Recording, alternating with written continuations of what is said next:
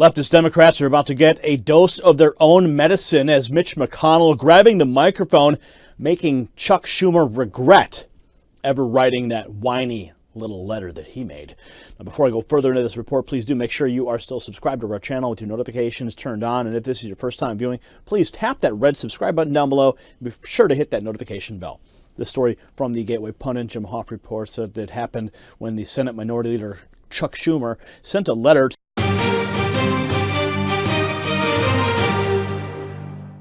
All eyes are on Capitol Hill as impeachment looms, but Rand Paul making a huge move against Pelosi in the midst of it all. My friends, this could be it. Now, before I get into that, if you're new here, tap the red button down below to subscribe, then hit that notification bell so you are the first to know when the latest news is published. If you're currently subscribed, simply double check that you are with your notifications enabled. We've got a very special guest, John Dennis, joining me now, and his campaign has just issued a press release through PR Newswire, and they have announced that United States Senator Rand Paul has endorsed John Dennis for Congress against Nancy Pelosi in California's 12th Congressional District.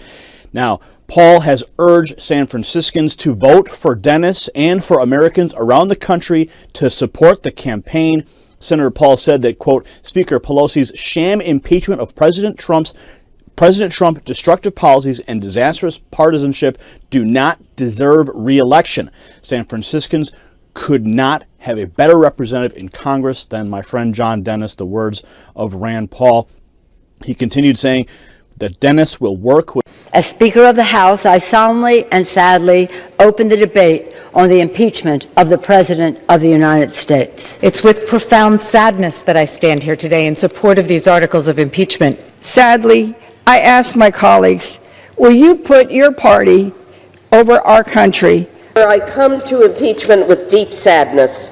This is a sad day for our country and for our democracy. Since today is a national civics lesson, though a sad one, I submit these documents for the record and commend them for students to study. I am saddened, but I'm not shocked. I am saddened, but I'm not shocked. Yes, I am saddened, but I'm not shocked. Very sadly now, our founders' vision of a republic is under threat from actions from the White House. So on this sad day for our nation, I didn't come here to Congress to impeach a president of the United States, but sadly, the president's misconduct leaves us no choice. Sadly, we are voting to impeach President Donald John Trump. It is a sad day in America. This is a sad day in U.S. history. This is a very sad day, and I do not take impeachment lightly. sadly, sadness, sadly, sadness. This is a sad day. Sad, very sadly, saddened, sadly, Sad day. Sadly. Sad day, sad day. Sad day. You've been trying to impeach this president. It's a trap. In 1998, Senator Schumer said, and I quote, that this impeachment will be used as a routine tool to fight political battles. We thought it was a prediction. It was a promise, and now it's playing out. It's exactly what's being done here. And for those that say we don't address the defenses of fact, here you go. The impeachment serves two purposes. Number one, stop the investigation by the U.S. Department of Justice and Ukraine into the corruption of Ukraine interference into the U.S. Election in 2016. You said this was about, this terrible Russia collusion.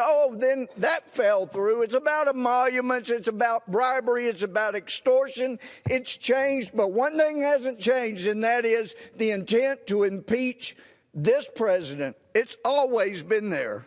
But let's be honest.